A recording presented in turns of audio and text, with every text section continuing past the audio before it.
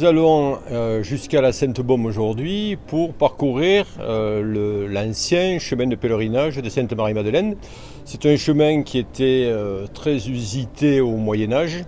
De nombreux rois l'ont parcouru, en commençant par Saint-Louis en 1274 jusqu'à Louis XIV en 1660. Il y a eu également Jean le Bon, il y a eu Louis XIII, il y a eu Marie de Médicis, ainsi que beaucoup de têtes couronnées européennes. La même journée, en 1332, il y a eu 5 souverains européens qui ont fait le pèlerinage de Saint-Maximin jusqu'à la Sainte-Baume.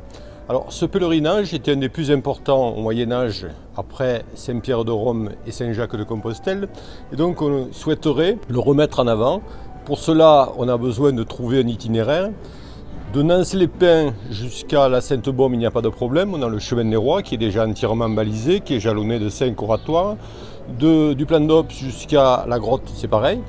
En revanche, il nous faut trouver un itinéraire adapté de Saint-Maximin à Nance-les-Pins et c'est le but de notre randonnée d'aujourd'hui.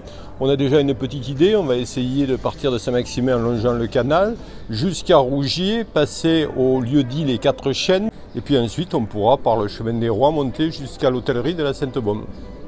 Alors nous sommes 6, il y a 2 compagnons de pèlerinage avec qui j'ai fait une partie du chemin de Saint-Jacques de Compostelle du Puy-en-Velay jusqu'à Saint-Jean-Pied-de-Port qui sont expérimentés. Il y a le curé de la paroisse Florian Racine, puis il y a également la directrice générale des services Marie-Mathilde Mouénard et puis la première adjointe Blandine Gomard-Jacquet. La totalité du parcours de Saint-Maximin jusqu'à la Sainte-Baume, d'après la trace GPS, fait 27 km.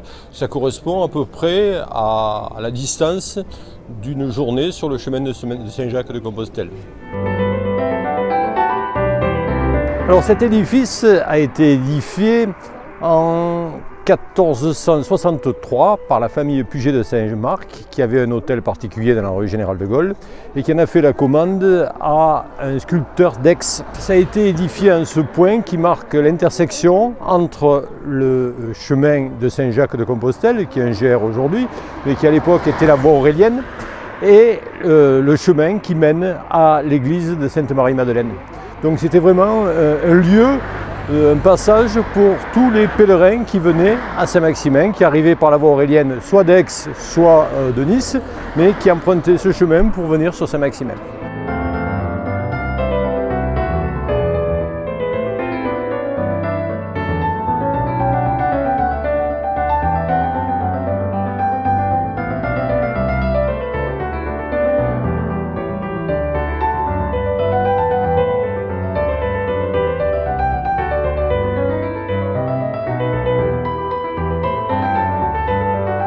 Voilà, on est sur le point d'arriver. C'était une grande joie de pouvoir marcher ensemble et puis le temps était magnifique et j'espère que ça pourra se refaire. Voilà, mais en tout cas c'est des moments bénis et le temps était au rendez-vous et surtout les échanges et les amitiés.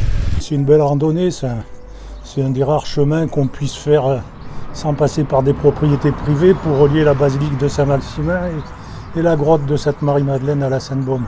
Là moi j'ai mis 6 heures. Y compris les arrêts repas, les pauses photos, etc. Mais ça va quoi. Il y a quand même pas mal de dénivelé. Quelqu'un qui marche vite, il doit pouvoir mettre 5 heures. Mais bon, là c'était un pas de pèlerin, disons, avec un sac à dos et pas trop d'entraînement. Et puis on prévoit toujours de garder des forces pour le lendemain.